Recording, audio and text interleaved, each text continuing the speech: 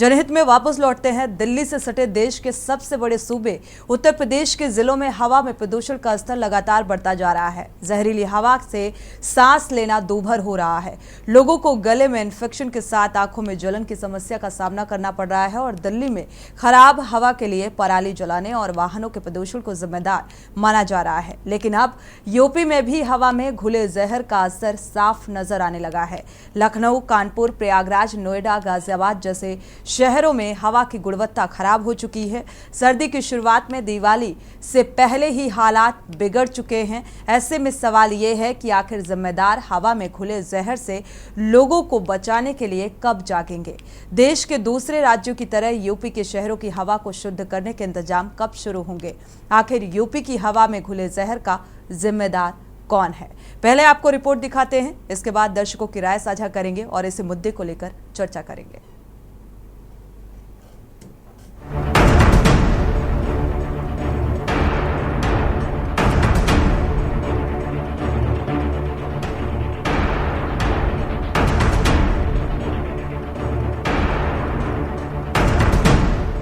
देश की राजधानी दिल्ली में खराब हवा पर हो रहा हल्ला और सियासत दोनों जारी है।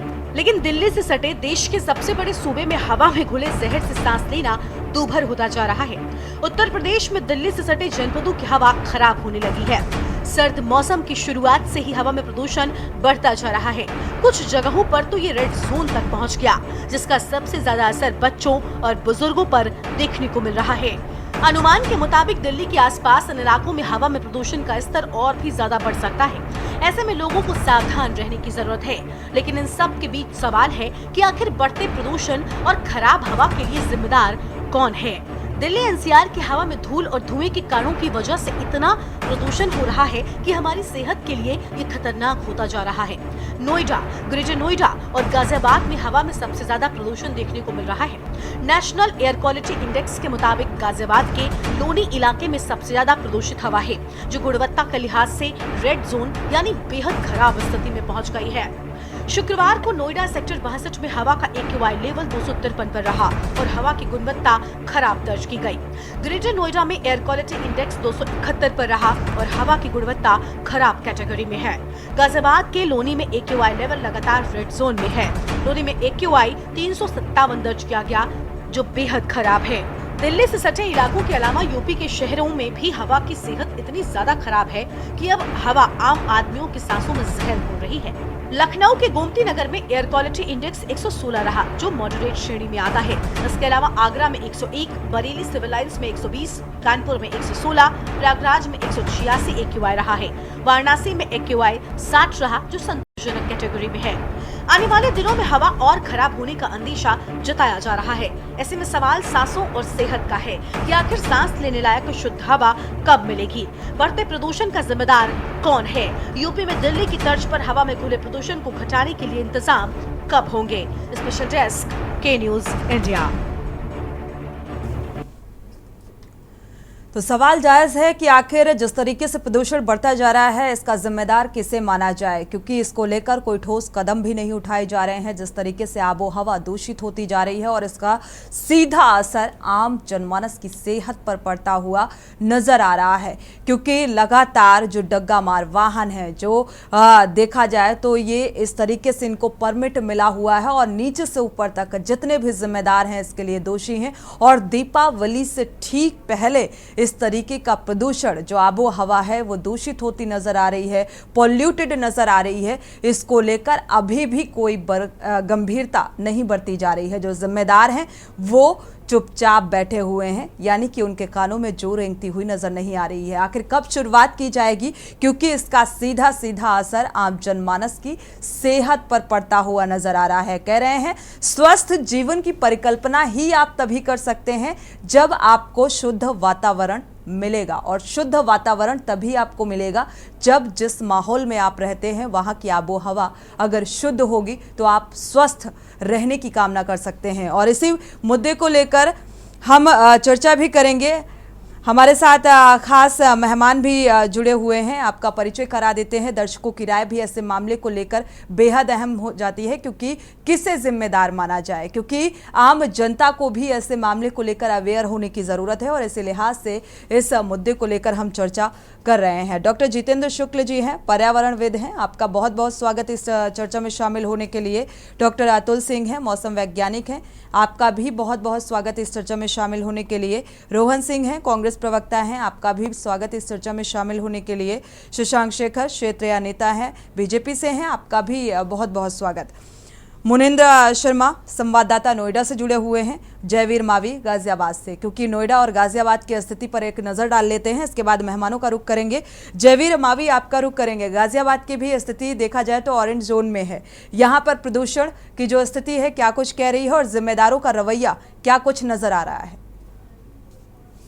आपको बता दें कि इस समय मैं लोनी के नगर पालिका कार्यालय पर हूं, जहां पर लोनी के उपजिलाधिकारी का भी कार्यालय है और तहसीलदार भी यहां पर बैठते हैं। यानी कि कहा जा सकता है नगर पालिका और जिला प्रशासन के तमाम अधिकारी यहीं पर इसी कार्यालय में बैठते हैं, जिसके ऊपर एक मशीन लगी हुई है, डिस्प्ले बोर्ड है, जो यहाँ के प्रदूषण को दिखाता है।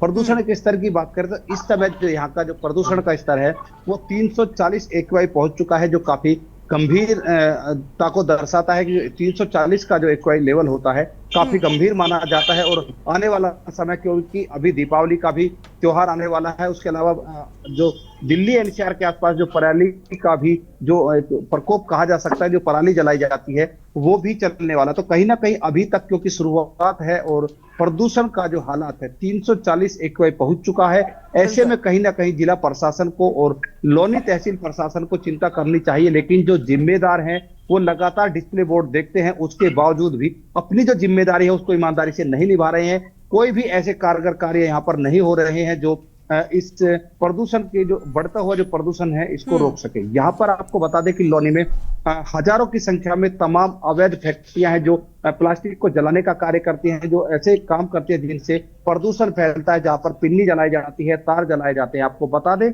कि लोनी में तार जलाने वाला एक माफिया संगठित है, जो बड़े स्तर पर रात के समय पर तार जलाता है, जंगलों में तार जलाता है। और हालांकि ऐसा नहीं है कि प्रशासनिक अधिकारियों को उन माफियाओं की या उन तार जलाने वाली जगहों की जानकारी नहीं है, लेकिन उसके बावजूद भी उन जो माफिया हैं उन पर कोई कार्रवाई नहीं होती है।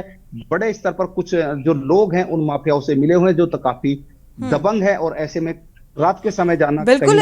जयवीर, देखा जाए तो पीएमओ के प्रधान सचिव ने हाई लेवल मीटिंग भी की है। जिस तरीके की स्थितियां बनती हुई नजर आ रही हैं प्रदूषण को लेकर, और इसको लेकर हाई लेवल मीटिंग का करना, तो क्या लगता है, उम्मीद की जा सकती है कि कुछ निकलकर सामने आ सकता है? इसको लेकर गंभीरता बढ़ती जा सकती है शासन स्तर पर? देखिए सोनी, अगर गंभीरता की हम बात करते हैं तो गाजियाबाद में प्रदूषण विभाग का कार्यालय है, जहां पर तमाम प्रशासनिक अधिकारी जो प्रदूषण विभाग के जो अधिकारी यहाँ पर बैठते हैं। लेकिन अगर हम सूत्रों की बात करें तो जो तमाम यहाँ पर जो जिम्मेदार हैं वो कहीं ना कहीं जो ऐसी अवैध इकाइयां हैं उससे अवैध उगाही करते हैं, जिसके बावजूद खुले में आराम से वो फैक्ट्रियां संचालित होती है। यदि कोई शिकायत करता भी है तो उस पर ध्यान नहीं दिया जाता है और तमाम तरह के कानून उस शिकायतकर्ता को बता दिए जाते हैं, यहाँ तक कि उस शिकायतकर्ता की पहचान उन फैक्ट्री संचालकों तक या जो ऐसे माफिया हैं जो तार जलाने का कार्य करते हैं उन तक पहुंचा दी जाती है, जिसके बाद उस शिकायतकर्ता पर तमाम तरह के दबाव बनाए जाते हैं, उनके खिलाफ फर्जी शिकायतें भी दी जाती हैं। लोनी में एक सबसे बड़ा जो समस्या की बात करते हैं तो सबसे बड़ी समस्या है कि यहाँ पर जो व्यक्ति सच्चाई की बात करता है, जो सच्चे दिखाने की बात करता है, उसके खिलाफ तमाम फर्जी शिकायतें यहाँ पर दी जाती हैं। और पुलिस अधिकारियों की भी बात करें तो पुलिस अधिकारी उन शिकायतों पर कोई कार्रवाई नहीं करते। जब शिकायतकर्ता उन शिकायतों की जवाबदेही मांगता है तो कहीं ना कहीं फिर पुलिस अधिकारी उसमें खेल खेलते हैं कि जो शिकायत करता है उसने इनकार कर दिया है कि उसने शिकायत नहीं दी है, किसी फर्जी व्यक्ति ने आपके नाम से शिकायत दी है। तो सबसे बड़ा खेल लोनी में फर्जी शिकायतों का चल रहा है, लगातार फर्जी शिकायतें दी जाती है। तो कहीं ना कहीं सबसे बड़ी समस्या है। हालांकि अगर हम नियम कानूनों की बात करें तो नियम है कि जिस व्यक्ति ने शिकायत दी है, यदि वो शिकायत झूठी पाई जाती है तो कानूनन उस व्यक्ति के खिलाफ धारा 182 के तहत मुकदमा दर्ज होना चाहिए, उस व्यक्ति के खिलाफ कानूनी कार्रवाई होनी चाहिए। लेकिन यहाँ पर गाजियाबाद पुलिस की हम बात करें तो गाजियाबाद पुलिस ऐसे लोगों पर, उन लोगों के खिलाफ कोई कार्रवाई नहीं करती है जो फर्जी शिकायतें देकर दबाव बनाने का कार्य करते हैं। लापरवाही भरा नजरिया यहाँ पर नजर आ रहा है प्रशासनिक अमले का। मुनेंद्र, आपका रुख करेंगे। अगर नोएडा की स्थिति का जिक्र करें तो नोएडा की स्थिति क्या कुछ बयां कर रही है प्रदूषण को लेकर, और प्रदूषण नियंत्रण बोर्ड का अगर जिक्र करें तो क्या वो जानबूझकर अनजान बैठा हुआ है, उसको ये प्रदूषण दिखाई नहीं दे रहा, पॉल्यूशन नजर नहीं आ रहा? बिल्कुल धोनी, अगर नोएडा की बात करूं तो नोएडा जैसे शहर में जहां मौसम विभाग अपना एक कार्यालय खोल के बैठा हुआ है, सेक्टर 62 में एक आलीशान कार्यालय मौसम विभाग का नोएडा में है, उसके बावजूद भी पोल्यूशन की जो स्थिति है अगर बात की जाए तो 262, 268, 300 तक आज AQI बार बार ऊपर नीचे हो रही है। और जो मेरे पीछे आप देख रहे हो ये एक स्मोक टावर है जिसको 2021 में शुरू किया गया था AQI लेवल को ठीक करने के लिए। अगर आप इस टावर को देख पा रहे हो तो ये आज सफेद हाथी बन के खड़ा हुआ है। सिर्फ दिखावे के लिए इस टावर को चालू किया जाता है, कुछ टाइम के लिए चालू किया जाता है और उसके बाद ये टावर बंद कर दिया जाता है। अभी भी अगर मैं आपको स्थिति दिखाऊं तो ये टावर बंद की स्थिति में है, मैन स्लाइड जली हुई है लेकिन टोटल मशीनरी इसकी बंद है फिलहाल।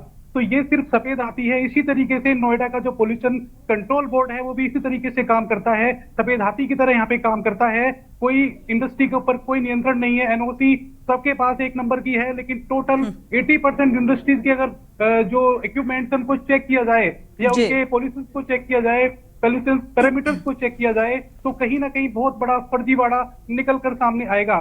उसके बाद पॉल्यूशन कंट्रोल की अगर बात की जाए तो जो जुगाड़ वाहन इन पुलिस कर्मियों के सामने से निकलते हैं रोज, ऐसे वाहन जिनकी की एक्सपायरी डेट भी निकल चुकी है, वो पेट्रोल के वाहन जिनकी 15 साल निकल चुके हैं, स्कूटर्स के इंजन, मोटरसाइकिल के इंजन, उनको जुगाड़ वाहनों में लगा के सरेआम ये रोड बड़े लंबे लंबे पाइप सड़कों पे लेके जाए जाते हैं जिससे एक्सीडेंट भी होते हैं। लेकिन पोल्यूशन कंट्रोल की बिल्कुल मुनेंद्र, इस बात से इत्तेफाक रखते हैं क्योंकि अभी जैसे ही प्रोग्राम स्टार्ट किया एक घटना मिर्जापुर से सामने आई। डग्गामार बस अनियंत्रित होकर पलट गई और 5 लोगों की जान चली गई, 10 से ज्यादा लोग घायल हैं, जख्मी हालत में उन्हें अस्पताल में भर्ती कराया गया। और कैसे इनको परमिट दे दिया जाता है, जो ये सड़कों पर रफ्तार भरते हुए नजर आते हैं, लोगों की जिंदगी से खिलवाड़ करते हुए नजर आते हैं, लेकिन जिम्मेदार जागने को तैयार नहीं है। इनको वही बताने की कोशिश कर रहा हूं कि अगर नोएडा की सड़कों की बात करें, ग्रेटर नोएडा की सड़कों की बात करें तो खुलेआम मौत दौड़ रही है। जो ये वाहन है जिनका कोई परमिट नहीं है, कोई रजिस्ट्रेशन नंबर नहीं है, कोई लाइसेंस नहीं है, जो इसको लेके चलता है उसके पास कोई लाइसेंस नहीं है, कोई हेलमेट नहीं है, लेकिन अगर इससे कोई वाहन जाके टकरा जाए तो 100% किसी 2 व्हीलर वाले की मौत हो सकती है और काफी घटनाएं यहाँ पे होती चलती रहती हैं। लेकिन ना तो पोल्यूशन कंट्रोल बोर्ड को इसकी परवाह है और ना ही यहाँ पे जो ट्रांसपोर्ट डिपार्टमेंट है उसको इसकी टेंशन है। बेशक लोग मरते रहें, सड़कों पे गिरते रहें, चोटिल होते रहें, सड़कों पे खून बहता रहे, लेकिन नोएडा की मशीनरी फिलहाल इस सिचुएशन में है कि सफेद हाथी, जैसे वो टावर मेरे पीछे आप देख रहे हो, ये सफेद हाथी आप देख रहे हो, ऐसे ही सफेद हाथी यहाँ का ट्रांसपोर्ट बोर्ड हो गया है, अगर पोल्यूशन कंट्रोल हो गया है, इनको कुछ नहीं दिखता, यहाँ की किसी समस्याओं से इन्हें कोई मतलब नहीं है। बिल्कुल दिखावा नजर आ रहा है, फोटो सेशन भी कराया जाता है इसी बात को लेकर। स्वच्छता भारत अगर मिशन का जिक्र करें तो स्वच्छता के नाम पर बड़ी बड़ी तस्वीरें सामने आती हैं, लेकिन जमीनी हकीकत कुछ और ही नजर आती है और योजनाओं के नाम पर करोड़ों खर्च किए जाते हैं। जिम्मेदार विभाग हैं, उनको एक मेंटेनेंस की एक जिम्मेदारी दी जाती है, लेकिन किस तरीके से मेंटेनेंस किया जाता है उसकी भी वानगी सामने आ जाती है। शुक्रिया जानकारी साझा करने के लिए आपका भी जयवीर, और मुनेंद्र शर्मा आपका भी बहुत बहुत शुक्रिया। खास मेहमान लगातार हमारे साथ जुड़े हुए हैं, लेकिन ये दिखावा आखिर कब तक चलता रहेगा? या तो फिर जिम्मेदारों को ये बड़ी बड़ी बातें कहना छोड़ देना चाहिए कि हम अपनी जिम्मेदारी को बखूबी निभा रहे हैं, या पोल्यूशन का अगर जिक्र करें तो हम प्रदूषण का जिक्र कर रहे हैं जिसको लेकर हम डिबेट कर रहे हैं। इसको स्वच्छता भारत मिशन का भी जिक्र यहाँ पर इसलिए क्योंकि स्वच्छता को लेकर भी बड़ी बड़ी बातें निकलकर सामने आई जो धराशायी होती नजर आ रही हैं। आखिर कब जागेंगे ये जिम्मेदार, और कब ऐसे ही कब आम जनता इसका खामियाजा भुगतती रहेगी, और इसका जिम्मेदार किसे माना जाए, इसको लेकर चर्चा हमारी लगातार जारी रहेगी। खास मेहमान जुड़े हुए हैं, रुक कर लेते हैं जितेंद्र शुक्ल जी का, जो पर्यावरण से रिलेटेड काफ़ी कुछ जानकारी भी रखते हैं। डॉक्टर जितेंद्र जी, आपका रुख करेंगे। देखा जाए ये जो प्रदूषण की तस्वीर सामने आ रही है और दिवाली से ठीक पहले इतना देखा जाए पॉल्यूटेड माहौल नजर आ रहा है, लोग जिसका सीधा सीधा असर आम जनमानस के ऊपर पड़ता हुआ नजर आ रहा है, क्या कहेंगे? देखिए, इस सिचुएशन के लिए हम सब जिम्मेदार हैं। जब तक हम अपनी भोगवादी मानसिकता से विरक्त नहीं होंगे। दूसरा, हम दावा तो बहुत करते हैं कि हम वेल एजुकेटेड हैं, हम एक ऐसे समाज का निर्माण कर रहे हैं जो एक अच्छी शिक्षा को प्राप्त कर रहा है, लेकिन मूलभूत हम सब आज की वर्तमान ये जो सिचुएशन फेस कर रहे हैं इसके लिए जिम्मेदार हैं। तो हमें रूट लेवल पे काम करना पड़ेगा। आप देखिए, जो भी प्रकृति प्रदत्त चीजें हैं, सबसे ज्यादा अनमोल वही चीजें हैं हमारे लिए, और ये हम आम जनमानस को समझना पड़ेगा कि इसमें किसी भी तरीके का डिस्टरबेंस हमारे जीवन के साथ डिस्टरबेंस है। तो जब तक हम इस मूलभूत अवधारणा में नहीं जाएंगे कि भाई जो प्रकृति प्रदत्त एयर है, प्रकृति प्रदत्त पानी है, या जो भी व्हाटएवर, वो किसी भी तरीके का उसमें हमें नहीं क्रिएट करना है। जैसा अभी मैं आपके रिपोर्टर्स के माध्यम से ये सुन रहा था कि पॉलीथीन जलाई जाती है। आप देखिए, पॉलीथीन बैन है पूरी तरीके से। कौन जिम्मेदार है इसके लिए कि पॉलीथीन अभी भी हमको बहुत ही सुलभ तरीके से उपलब्ध हो जाती है। और सबसे ज्यादा तो दुर्भाग्य इस चीज का है कि हम आम जनमानस उस पॉलीथीन रूपी कचरे को हम जलाते हैं। हमको ये चीज नहीं मालूम है कि अगर वो सस्टेन करती है उससे भी 1000 गुना ज्यादा तेजी से जब ये बर्न करती है तो उसके केमिकल हमारी बॉडी के लिए और हमारे इन्वायरमेंट के लिए पोल्यूशन क्रिएट करते हैं। जी बिल्कुल, आपकी बात से इत्तेफाक रखते हैं, क्योंकि देखा जाए पॉलीथीन बैन है और वायर और पॉलीथीन का जो धुआं होता है वो वाकई जहरीला होता है और इसके दुष्परिणाम देखने को मिलते हैं और इसका खामियाजा भी आम जनता ही भुगत रही है। आम जनता भी इसके लिए जिम्मेदार है, लेकिन जिम्मेदार विभाग भी इसके लिए सबसे बड़े जिम्मेदार हैं, जिनको ये जिम्मेदारी सौंपी गई, बावजूद इसके वो अपनी जिम्मेदारी को नहीं निभा पा रहे हैं, क्योंकि पूरी तरीके से भ्रष्टाचार की तस्वीर यहाँ पर सामने आती है। एक दर्शक इसी बीच जुड़े हुए हैं, उनकी राय साझा कर लेते हैं। सुरेश अवस्थी, स्वागत है आपका, अपनी राय साझा कर सकते हैं सुरेश जी। सोनी जी, मैं ये कहना चाहता हूँ, ये जो प्रदूषण, पटाखों से प्रदूषण फैल रहा है, इसके साथ साथ जो टायरों की दुकान है उसमें टायर जलाए जा रहे हैं, सफाई कर्मचारी नगर निगम के कूड़े में आग लगा देते हैं, इससे भी तो प्रदूषण फैल रहा है। इसमें तो प्रशासन को चाहिए, शासन को चाहिए, सख्ती बरतना चाहिए और पटाखों पे जनता को भी सोचना चाहिए कि नहीं ऐसा कोई काम न करें, अपने जान को बचाने, उसमें भी पटाखे कम बिल्कुल व्यक्तिगत जिम्मेदारी भी तय करनी होगी। प्रदूषण को लेकर हम चर्चा कर रहे हैं, मौसम वैज्ञानिक भी हमारे साथ जुड़े हुए हैं, डॉक्टर अतुल जी का रुख कर लेते हैं। अतुल जी, ये जो प्रदूषण की तस्वीर सामने आ रही है, कई जिले जो हैं वो रेड जोन में हैं, कई ऑरेंज जोन में हैं, तो इसके काफ़ी साइड इफेक्ट भी देखने को मिल रहे हैं, जिस तरीके से लोगों के आम जनमानस के स्वास्थ्य पर इसका सीधा असर देखने को मिलता है, क्या कहेंगे?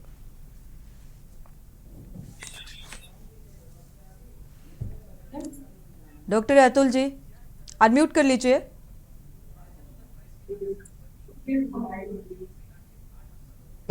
जी बोलिए। जी, हेलो, आपको आवाज मिल पा रही है अतुल जी? हेलो जी, सुन पा रहे हैं? प्रदूषण को लेकर आपकी प्रतिक्रिया। एक तरफ मौसम में तब्दीली देखने को मिल रही है, दूसरी तरफ देखा जाए तो जो हवा जहरीली हो चुकी है। जी,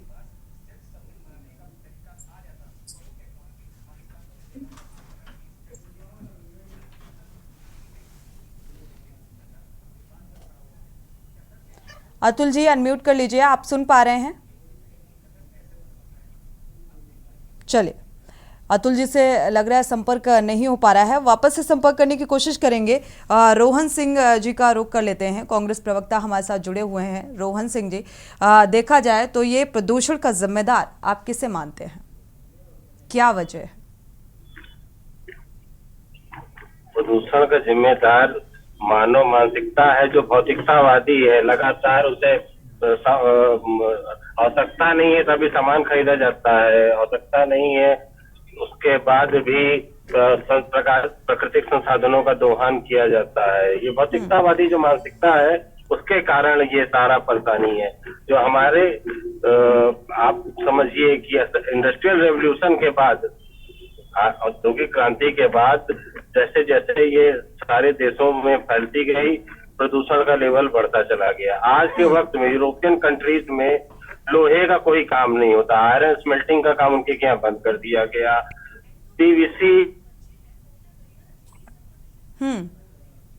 ये सारे थर्ड वर्ल्ड कंट्री, जो तीसरे दुनिया के देश कहे जाते हैं, हम हिंदुस्तान हो चाहे चाइना हो, वहाँ वियतनाम, वहाँ भेज दिया गया है। जी। उसमें भी कुछ लोगों को गर्व महसूस होता है, मेक इन इंडिया करते हैं कि पूरी दुनिया का कूड़ा इकट्ठा हो। और रही बात गाजियाबाद की, तो अभी जब हमारे साथी मानवेंद्र जी बता रहे थे और आपके रिपोर्टर उनका नाम भूल गया, वो बोल रहे थे, तो आप समझिए कि किस तरह से ये बड़े लोग हैं, माफिया लोग हैं, और एक पूरी व्यवस्था के साथ साठगांठ करके पूरा पर्यावरण से लेके हर सारे नियमों के धज्जियां उड़ाते हैं। और वो ये भी नहीं सोचते हैं कि इससे वो प्रभावित होंगे, उनकी आने वाली पीढ़ियां प्रभावित होंगी। वो अपना तत्कालिक फायदा देखकर ये काम कर रहे होते हैं। पीवीसी जो वायर जलाने की बातें, होता ये है कि ये वायर कबाड़ में खरीद लेते हैं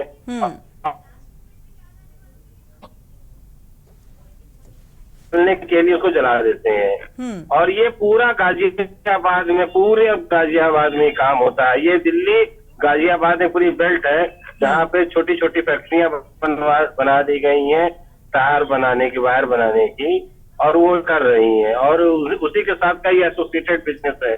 और बिल्कुल आप साथी थे, वो उनकी मैं तारीफ करना चाहूंगा। उनको इस सब्जेक्ट पर, इस मुद्दे की अच्छी जानकारी है, उनको अच्छे से पता है कि ये क्यों हो रहा है। और इसमें सबकी साठगांठ है, कोई बोलता नहीं है क्योंकि किसी को परवाह नहीं है, लोग समझते नहीं है। और लेकिन हकीकत ये है कि पर्यावरण और क्लाइमेट चेंज ये कितनी बड़ी रियलिटी है कि पूरी दुनिया में सालाना मतलब हजारों करोड़ रुपए, लाखों करोड़ रुपए का नुकसान होता है सिर्फ क्लाइमेट चेंज की वजह से। बिल्कुल पूरी धरती की क्लॉक जो रिसेट हो गई है।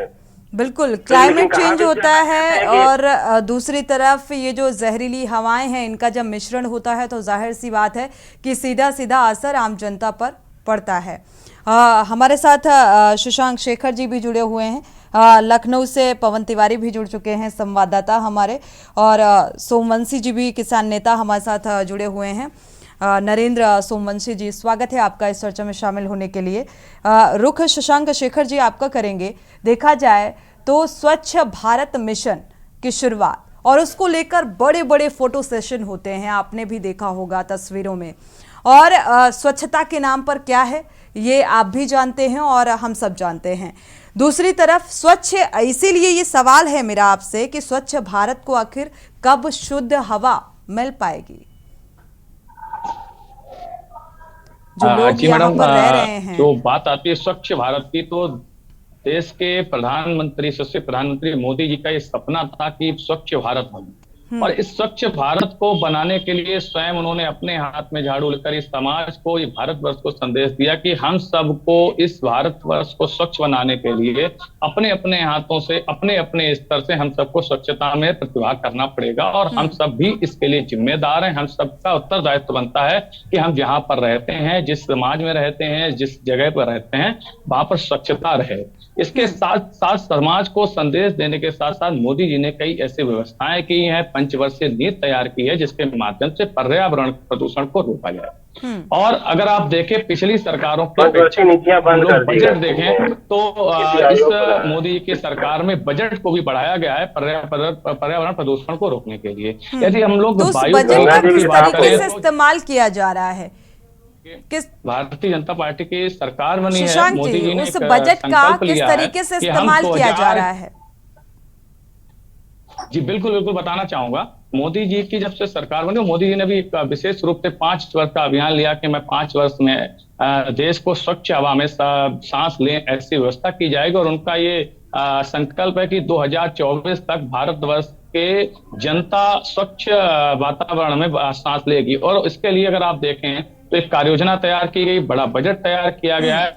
779 मानव संचालित व 170 रियल टाइम वायु गुणवत्ता 2023 चल रहा है शशांक जी, और प्रदूषण का स्तर आपको भी पता है कि कहीं कानपुर और मेरठ ये ऐसे स्थान हैं जो रेड जोन में आ रहे हैं।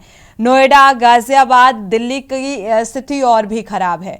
तो 2023 से लेकर 24 तक में ऐसी क्या तेजी के साथ इतनी तत्परता दिखाई जाएगी जो अभी नहीं दिखाई जा रही है, और अचानक से ये प्रदूषण कंट्रोल में हो जाएगा? देखिए सोनी जी, दोनों हर सिक्के के दो पहलू होते हैं। तो पहला पहलू जो सरकार है, सरकार के माध्यम से एक पूरी कार्य योजना तैयार की गई है, ऐसी व्यवस्था तैयार की गई है, शुद्धिकरण संयंत्र लगाने का कार्य किया जा रहा है, एक बड़ा बजट पर्यावरण प्रदूषण को रोकने के लिए दिया जा रहा है। तो एक तरफ सरकार अपना कार्य अपनी ईमानदारी से सरकार के द्वारा कार्य हो, और उतनी जितना ईमानदारी से सरकार के द्वारा जन सामान्य का भी ये कर्तव्य बनता है, क्योंकि जब भारतवर्ष में स्वच्छ हवा होगी तो सब लोग उसमें सांस लेंगे। और यदि कहीं वायु प्रदूषण रहता है तो उसमें ये नहीं होगा कि इस जाति के व्यक्ति को अच्छी सांस मिलेगी, इसको बुरी मिलेगी, इस धर्म के व्यक्ति को अच्छी मिलेगी, इसको बुरी मिलेगी, अमीर वायु को अच्छी में, मिलेगी, हवा में ऐसा डिवाइडेशन हो भी नहीं सकता है ना। अगर हो सकता तो मुझे लगता है राजनीतिक पार्टियां ये भी करती। ये जन सामान्य का, समाज के प्रबुद्ध वर्गों का और सभी पार्टियों का, सभी लोगों का भी ये कर्तव्य बनता है। हमारे साथ डॉक्टर अतुल सिंह जी भी जुड़े हुए हैं। शशांक जी, वापस से रुख करेंगे आपका। अतुल जी का रुख कर लेते हैं, मौसम वैज्ञानिक है। डॉक्टर अतुल जी, आपका रुख करेंगे। अगर देखा जाए मौसम में थोड़ा सा तब्दीली देखने को मिल रही है, अब ठंडक भी बढ़ चुकी है, फॉग की भी स्थिति देखने को मिलती है सुबह और शाम के वक्त, और ऐसे में जो प्रदूषण की बात करें, पॉल्यूशन की बात करें, ये और हवा जब इसमें आपस में मिलते हैं तो इसके क्या कुछ साइड इफेक्ट देखने को मिलेंगे? अतुल जी, आपको आवाज मिल पा रही है? जो वर्तमान स्थिति है इस समय कोई भी उत्तर पश्चिमी भारत में कोई भी सक्रिय पश्चिमी विक्षोभ नहीं है।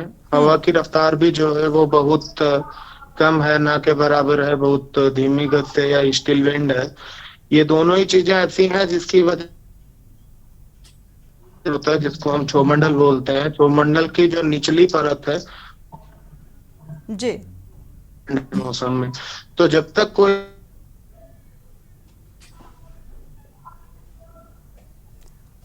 अतुल जी, आपको आवाज मिल पा रही है? चलिए, मुझे लग रहा है अतुल जी से संपर्क नहीं हो पा रहा है। जी, नरेंद्र सोमवंशी जी, किसान नेता, भी हमारे साथ जुड़ चुके हैं। नरेंद्र जी, आपका रुख करेंगे। देखा जाए तो प्रदूषण चरम पर है और जिम्मेदारी लेने वाला कोई नजर नहीं आ रहा है, और इसके लिए देखा जाए तो आम जनता भी जिम्मेदार है और जिम्मेदार विभाग भी जिम्मेदार यहाँ पर नजर आ रहा है। क्या कहेंगे? बिल्कुल ये जो है प्रदूषण एक बड़ा कारण है, और ये जो है देश और दुनिया के लिए हानिकारक है। और सबसे बड़ी बात इसमें है तो बड़ी एसी और बड़ी गाड़ी और बड़े लोग, इनका बहुत बड़ा इसमें योगदान है।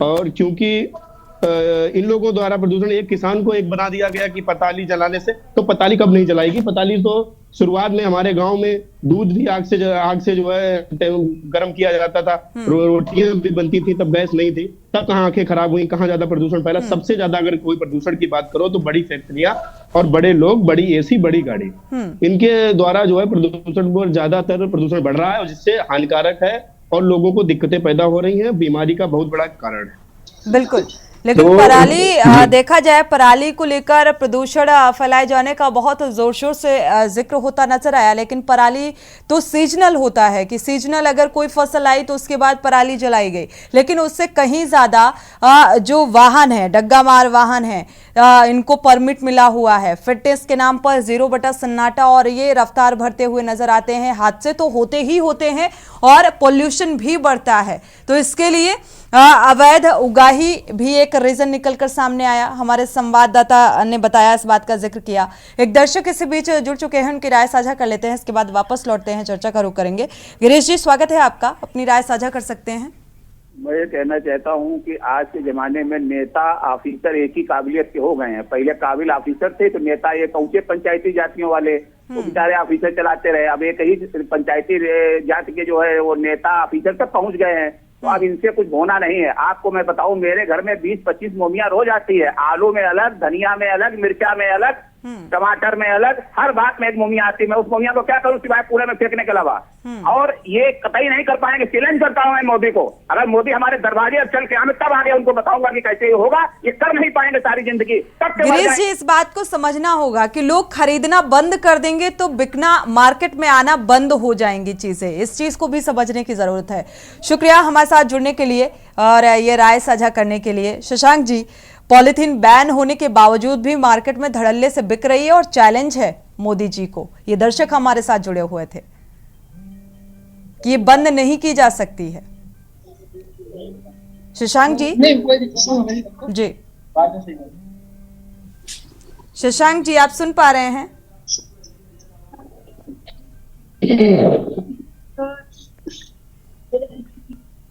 चलिए, शशांक जी को आवाज नहीं मिल पा रही है। हमारे संवाददाता भी लखनऊ से जुड़े हुए हैं, पवन तिवारी का रुख कर लेते हैं। पवन, अगर लखनऊ का जिक्र करें तो यहाँ पर प्रदूषण की स्थिति क्या कुछ नजर आ रही है और प्रदूषण को लेकर लोग कितना सजग और अवेयर हैं? जी, आपको बता दें कि जो लखनऊ का एयर क्वालिटी इंडेक्स है अभी वो मध्यम बना हुआ, लगभग 160 के करीब है। अभी जो है ये खतरे के निशान को इससे पार नहीं किया, लेकिन जिस तरह अब ये ठंडी का मौसम शुरू होने वाला है, इसके बाद जब फॉग गिरेगी, फॉग के बाद जो ये धुआं धूल और दिवाली के बाद जो है थोड़ा सा प्रदूषण बढ़ेगा, उससे जो है एयर क्वालिटी इंडेक्स जो है खराब हो जाएगी। तो कहीं ना कहीं जो लोगों को इसमें समझदारी दिखानी होगी, जो ग्रीन दिवाली का जो एक आया था चैप्टर, उसको पालन करना पड़ेगा। ग्रीन दिवाली मनाई जाए, थोड़ा प्रदूषण को लेकर पटाखे कम उड़ाया जाए। इसके अलावा जो यहाँ पर ट्रैफिक की बात है, जो डग्गा मार वाहन चल रहे हैं, सबसे ज्यादा डग्गा मार वाहन लखनऊ में चल रहे हैं, जिसको लेकर समय समय पर आदेश तो जारी किए जाते हैं, लेकिन हमको लगता है इसका पालन नहीं किया जा रहा है, जिसको लेकर जो यहाँ पर डग्गा मार वाहन है वो धुआं उगल रहा है, जिससे शहरवासी की सांसों में जहर घोलने का काम कर रहे हैं। अगर बात की जाए सरकारी गाड़ियों की, तो सबसे ज्यादा जो सरकारी गाड़ियां, जो रोडवेज की गाड़ियां, इनकी फिटनेस भी नहीं होती है, तो इनकी गाड़ियों में ज्यादा ही प्रदूषण निकलता है, जिसको लेकर राजधानी लखनऊ में प्रदूषण की समस्या लगातार बनी हुई है। लखनऊ को कभी पहले बागों का शहर कहा जाता था, लेकिन अब अगर बागों का शहर का नाम लिया जाए तो अब यहाँ बाग तो बचे नहीं, केवल शहरी शहर हो गया है। पूरी तरफ कंक्रीट के जाल बिछे जा रहे हैं, जहां पर भी बागें थी वहां पर कट के वहां पर मकान बना दिया जा रहा है। तो सरकार को इसकी तरफ भी ध्यान देना होगा। हर साल वृक्षारोपण तो करा रही है, लेकिन वृक्ष को जो कटान हो रही है उसको रोकने का काम सरकार द्वारा नहीं किया जा रहा, लीपा पोती की जाती है। इसके लिए जो विभाग बना है, वन विभाग है, तो वो लोग भी इस पर ध्यान नहीं देते हैं। तो कहीं ना कहीं जो हमारे पहले से पेड़ लगे उनको बचाने की हमारी जिम्मेदारी, साथ ही साथ जो यहाँ पर डग्गा मार वाहन चल रहा है, जहाँ प्रदूषण निकलता है, उनको उनके लिए व्यवस्था करने की जरूरत है। साथ ही साथ जो सरकारी वाहन है जो बेधड़क चलते हैं, उनके ऊपर भी लगाम लगाने की जरूरत है। जी बिल्कुल, जरूरत तो बहुत कुछ है, लेकिन ये जरूरत की भरपाई होगी कैसे, क्योंकि जिम्मेदार तो अपनी जिम्मेदारी को समझने को तैयार नहीं है।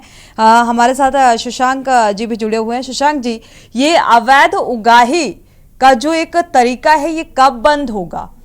क्योंकि यहाँ पर अवैध उगाही की वजह से भी ये डग्गा मार वाहनों पर नियंत्रण नहीं लग पा रहा है और परिवहन विभाग भी पूरी तरीके से संलिप्त नजर आता है, प्रशासनिक अमले की भी संलिप्तता नजर आती है। प्रदूषण नियंत्रण बोर्ड को कोई मतलब नहीं है कि प्रदूषण किस लेवल पर पहुंच रहा है। मैडम देखिए, अगर उगाही की बात करते हैं तो उगाही पर रोक लगाने का पूरा कार्य सरकार के द्वारा किया जा रहा है, लेकिन कहीं ना कहीं सब जिम्मेदार है। इतनी व्यवस्थाएं की गई हैं, वो नंबर, टोल फ्री नंबर भी अलॉट किए गए हैं। यदि कहीं पर किसी से गलत उगाही हो तो उसकी सूचना सरकार को की जाए, प्रशासन को की जाए। टोल फ्री नंबरों की व्यवस्था है, पुलिस का प्रशासन है। लेकिन मुझको लगता है कि कहीं ना कहीं जब हम स्वयं भी किसी गलत कार्य के लिए जिम्मेदार होते हैं या उस गलत कार्य में हमारी सहभागिता होती है, तब हम ऐसी उगाही को बढ़ावा देते हैं। तो बात रही उगाही की, तो इस पर प्रशासन पूरी तरह से प्रतिबद्ध है कि ऐसी कोई भी गलत कार्य ना हो और उस गलत कार्य के लिए जो उगाही की जाए उस पर रोक लगानी चाहिए। और अब पर्यावरण विभाग अब अनिवार्य रूप से एक हो गया है, यदि आप उद्योग लगाया जा रहा है तो उसको अनिवार्य रूप से एनओसी पर्यावरण विभाग से लेनी ही पड़ेगी। अस्पताल खोल रहा है तो उसको पर्यावरण विभाग से, वन विभाग से एनओसी लेनी ही पड़ेगी। सरकार की मंशा है कि यदि कोई भी हरा वृक्ष कहीं भी कटता है तो उस वृक्ष को काटने से पूर्व आपको वन विभाग से परमिशन लेनी पड़ेगी। ऐसी कई व्यवस्थाएं की गई हैं कि जो प्रदूषण को रोकने के लिए कार्य किया जाए। ऐसी कई व्यवस्थाएं की गई हैं जो ऐसी गलत उगाही है उसको रोकने। और आप देखते हैं, जब से उत्तर प्रदेश में भारतीय जनता पार्टी की सरकार बनी है तो नियमित रूप से शाम को तिराहों पर, चौराहों पर पुलिस प्रशासन के द्वारा वाहन चेकिंग भी की जाती है। और वो लोग जिनके वाहनों में गलती निकलती है, कमी निकलती है, पर्यावरण को एनओसी नहीं होती है, पर्यावरण प्रदूषण में अगर धुआं छोड़ती है उनके वाहन, तो ऐसे लोगों के चालान भी होते हैं। अगर हम लोग एक कंपैरिजन करते हैं तो पिछली सरकारों के पीछे कई गुना चालान बढ़े हैं, और ये प्रतिबद्धता दिखाती है कि ठीक है, पुलिस के आपकी माध्यम सरकार से बेहतर कार्य कर रही है और उसी का नतीजा है कि हम चर्चा कर रहे हैं इस मुद्दे को लेकर। हमारे साथ डॉक्टर जितेंद्र शुक्ल जी भी लगातार जुड़े हुए हैं, पर्यावरणविद। जितेंद्र जी, आपका रुख करेंगे। देखा जाए कैसे अंकुश लग सकता है, व्यक्तिगत जिम्मेदारी भी है, आम जनमानस की सहभागिता भी जरूरी है, लेकिन जिम्मेदार विभाग की भी उतनी ही जिम्मेदारी है, क्या कहेंगे? देखिए मैम, ये पर्यावरण, एक स्वच्छ पर्यावरण हम सब की एक नैतिक जिम्मेदारी है। ये हमारा मूलभूत एक अधिकार भी है। हमको इस सार्थक चर्चा को लेके जाना चाहिए, और इसमें मेरा निवेदन है कि आरोप प्रत्यारोप, पक्ष विपक्ष, ये सब ना दे, ये सब हम सब की नैतिक लापरवाही का तो जिक्र होगा ही ना। जितेंद्र जी, आप यहाँ पर प्रदूषण नियंत्रण बोर्ड का अगर जिक्र करें तो क्या वो जिम्मेदार नजर आ रहा है आपको? पूरा करूंगा जी। अगर आज हम इस सिचुएशन पे खड़े हुए हैं कि हम देख रहे हैं कि हमारा एयर पोल्यूशन हो या वाटर पोल्यूशन या किसी भी तरीके का हो, तो निश्चित रूप से प्रशासन की तरफ से भी लापरवाही, इसको बिल्कुल भी हम नजरअंदाज नहीं कर सकते। जैसे मैंने शुरुआती ही अपने स्टेटमेंट में ये बात बोली आपको कि पॉलीथीन बैन होने के बावजूद पॉलीथीन कैसे बिक रही है, ये तो प्रशासन का नैतिक जिम्मेदारी। ठीक है, हम मानते हैं, हम कह रहे हैं कि हम थैला लेके जाते हैं, लेकिन आम जनमानस तो नहीं उस चीज को समझ पा रहा है। तो ये तो प्रशासन की तरफ से एक नैतिक जिम्मेदारी है कि जब सरकार ने उसको बैन कर दिया तो वो बिक कैसे रही है। बिल्कुल। तो ये कोई भी व्यक्ति अपनी जिम्मेदारी से बिल्कुल। अभी एक दर्शक की बात आपने सुनी होगी जितेंद्र जी, उस दर्शक का यही कहना था कि पॉलीथीन मुझे मिलती है, हम सब्जी खरीद कर लाते हैं, पॉलीथीन में दी जाती है, 10 पॉलीथीन में 10 तरीके की सब्जियां पैक की जाती हैं और उसे हम खाली करके डस्टबिन में डाल देते हैं। अब उसकी जिम्मेदारी वहां से खत्म हो जाती है, फिर कचरा वाला कचरा ले गया, उसने जलाया, तो इसका जिम्मेदार वो हुआ। कहने का मतलब यही था दर्शक का। जितेंद्र जी, कैसे हम पर्यावरण को शुद्ध कर पाएंगे? जितेंद्र जी, आपको आवाज मिल पा रही है? मुझे लग रहा है जितेंद्र जी से संपर्क नहीं हो पा रहा है, तकनीकी खामी के चलते। दोबारा से संपर्क करने की कोशिश करेंगे। जितेंद्र जी, आपको आवाज मिल पा रही है? हाँ, मिल रही है मुझे जी। तो मैंने कहा कि वो जो दर्शक ने जो बात बोली कि 10 पॉलीथीन इकट्ठा हो रही है, तो हम उनको कलेक्ट करने से अपने आप को स्वयं को रोक सकते थे। यहाँ पर ये हमारी भी मूलभूत जिम्मेदारी है मैम। कोई भी एक स्वच्छ इन्वायरमेंट, ऐसा हम नहीं कह सकते कि सरकार ही हमारे यहाँ आके, ये तो हमारा भी नैतिक कर्तव्य है। मैं सरकार को बिल्कुल भी उसमें नहीं कर रहा हूँ कि नहीं सरकार अपनी जिम्मेदारी का निर्वहन कर रही है या जो भी चीजें हैं, लेकिन सरकार से ज्यादा मुझे अपना स्वयं को समझ में आता है कि ये हम आम जनमानस की जिम्मेदारी है। मैं जब रास्ते से जाता हूँ तो मुझे पॉलीथीन मिल जाती है तो मैं कलेक्ट करता हूँ। मैं आपको बताऊं, लोग हंसते हैं कई बार, लोग नहीं समझने के लिए तो मैं बस इतना कहना चाहता हूँ कि पर्यावरण की मूल अवधारणा और एक स्वच्छ पर्यावरण हम सबको कैसे मिले, इस पे हमको फोकस चाहिए। इसमें प्रशासन और आम जनमानस की एक मिली बिल्कुल आपसी भागीदारी बहुत जरूरी है। बिल्कुल, आपके इस बात से इत्तेफाक रखते हैं। एक दर्शक इसे भी जुड़ चुके हैं, चंद्र प्रकाश जी जुड़े हुए हैं कुरुक्षेत्र से। स्वागत है आपका, अपनी राय साझा कर सकते हैं चंद्र प्रकाश जी। मैं ये कहना चाहता हूँ कि पर्यावरण के ऊपर पर्यावरणविद जो है आकर के खड़े हो जाते हैं। कब होते हैं? जब दिवाली दशहरा का त्योहार होता है। हिंदुओं के सबसे बड़े त्योहार के ऊपर ना जाने क्यों इन लोगों के पेट में दर्द होता है। आप देखिए अरविंद केजरीवाल का जो वो नेता है जो परिवहन मंत्री, वो ये कह रहा है कि जी। पटाखों के ऊपर जो है ना बैन लगना चाहिए। अरे भाई, साल में एक त्योहार आता है, हिंदुओं का सबसे बड़ा त्योहार है। और फिर साथ ही साथ मैं ये कहना चाहता हूँ कि अरविंद केजरीवाल ने 100 ट्रक दिल्ली से दिल्ली गाजियाबाद के साइज किए जाते हैं, जिसमें जो है ये रोड पर बना हुआ जी। तोड़ के मतलब दिल्ली वो यूपी में डाल रहा है। अच्छा, चंद्र प्रकाश जी, आप चाहते हैं कि पोल्यूशन, अगर साल में एक त्योहार आता है तो पटाखे बिल्कुल दिल खोल कर छुड़ाने चाहिए।